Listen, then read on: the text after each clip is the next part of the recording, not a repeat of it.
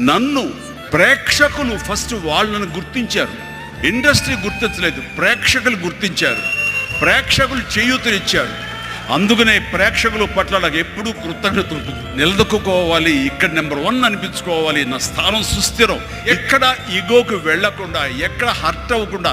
వాళ్ళు నన్ను సినిమాలను తీసేసరే, నన్ను కాదన్నారే అనే కోపం కంటే కూడాను వాళ్ళని ప్రసన్నం చేసుకోవాలి.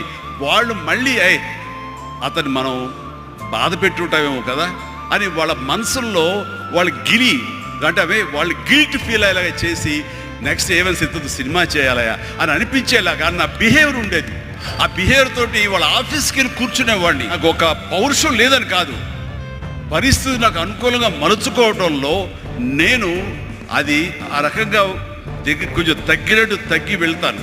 నేను తగ్గడం మూలంగా తర్వాత వచ్చే కరెంటు వేవ్స్ దాని మీద ఎక్కితే అదే తీసుకెళ్తాను పైకి. అది నమ్మిన వాడిని నేను.